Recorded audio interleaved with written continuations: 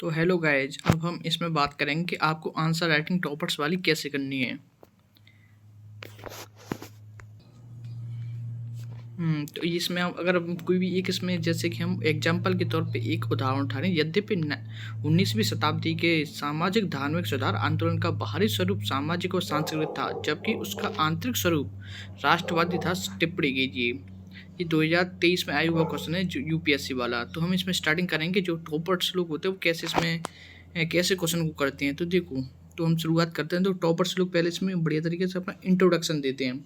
जैसे कि इसमें एक विद्यार्थी ने इसमें अपना इंट्रोडक्शन दिया है, जैसे कि 19वीं शताब्दी के पूर्वार्ध भारतीय समाज जातिगत आधार पर पतनशील व प्रगतिशील था। ठीक है, यहाँ पर कुछ प्रथाओं का पालन किया जाता था जो मानवीय भावनाओं से मूल्यों के लिए उचित नहीं था, लेकिन फिर भी धर्मों के समान उनका पालन किया जाता था। उन्हीं कुरीतियों को दूर करने के लिए उन सामाजिक धार्मिक सुधार की आवश्यकता पड़ी इंडिया को। ठीक है, तो हमने देखो यहाँ पे सामाजिक सुधार आंदोलन, देखो हाईलाइट पॉइंट को देखो। इसमें रागम ने क्या क्या किया है, देखो इसमें देखो ये वाले वर्ड यूज करिए है। जैसे आपको जैसे पतनशील है, प्रतिगामी है, भारतीय समाज है, ऐसे शब्दों का चुनाव करना है, जिससे कि जो एग्जामिनर है उसका सीधा फोकस आप पे बनाए हो।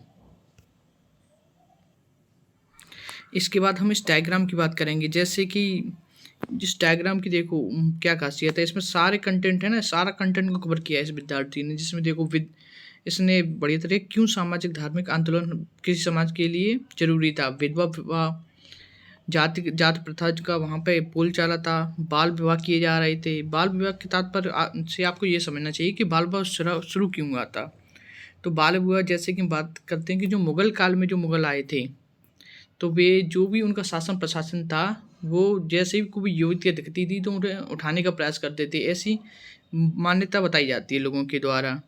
तो ये लोग क्या करते थे, उन छोटी छोटी बच्चियों का ही विवाह कर देते, जिससे किसी गलत व्यक्ति का उन पर कोई दृष्टि नहीं पड़े। ठीक है, अब तीसरी बात करें, मानव बलि की बात करेंगे, सती प्रथा की बात करेंगे, महिला शिक्षा की बात करेंगे, छुआछूत की बात करेंगे।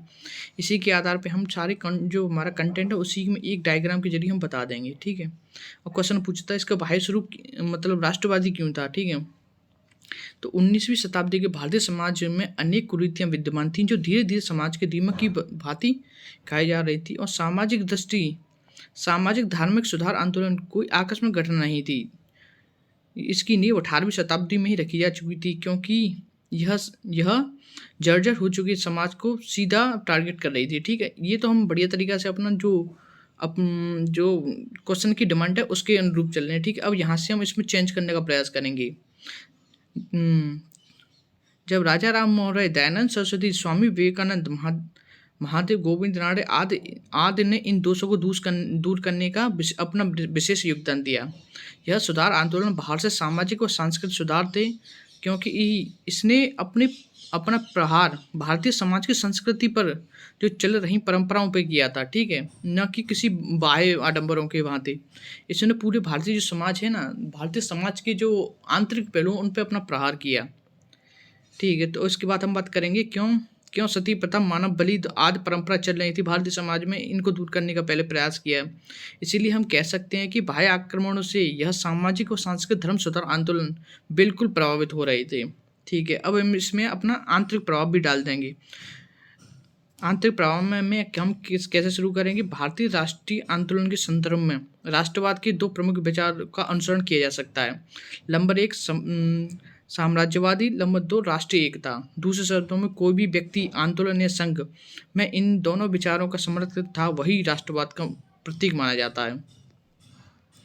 ठीक है, अब हम बात करेंगे, इसलिए हमें समाज को बुराइयों के मूल्यों को खतरा था, लेकिन साथ ही साथ भारतीय समाज को एकता के सूत्रों में बांधना ही हमारा एक मूल कर्तव्य था। ठीक है, आधुनिक पश्चिमी शिक्षा में राष्ट्रवाद के विचारों का प्रसार किया। आधुनिक प्रेस 19वीं शताब्दी में भारत में प्रेस का उदय हुआ, जिससे ब्रिटिशर्स की नीतियों का जनता को पता चला और राष्ट्र की भावना प्रचलित हुई। ठीक है, इस प्रकार हम अपने जो भी हमारा इस कंटेंट के लिए उपयुक्त वर्ड है या फिर जो भी सामग्री हम इसमें अपना उड़ेल देंगे। ठीक है, इसके बाद हम सीधा निष्कर्ष पे आएंगे कि हम निष्कर्ष में क्या देखना है, क्योंकि यही एक लास्ट पहलू होता है जो एग्जाम बिल्कुल नोटिस करता है। जो टॉपर्स लोगों की स्ट्रेटेजी होती है वो निष्कर्ष पर ही होती है। तो देखो इस निष्कर्ष में क्या ऐड किया गया है। भारतीय समाज में फैली कुरीतियों को दूर कर भारत को एकता के सूत्र में बांधते हुए समाज को राष्ट्रवादी भावना तक पहुंचाना ही धार्मिक सुधार का उद्देश्य था। संक्षिप्त में हम कह सकते हैं कि भारतीय राष्ट्रवाद का आंशिक रूप औपनिवेशिक और नीतियों का कारण एक आंतरिक उद्देश्य था और समाज को एक अच्छे मार्ग की ओर ले जाना था। ये निष्कर्ष में एक ऐसी बात होनी चाहिए जिससे कि बिल्कुल एग्जामिनर नोटिस करे कि हाँ कुछ तो पढ़ा है इस लड़के ने। ठीक है, तो इसी के साथ हम इसकी पीडीएफ आपको टेलीग्राम पे प्रोवाइड करा देंगे। आप इस क्वेश्चन को देख लेंगे और अपनी आंसर राइटिंग को एक अच्छा आयाम देंगे। ठीक है, जय हिंद, जय भारत।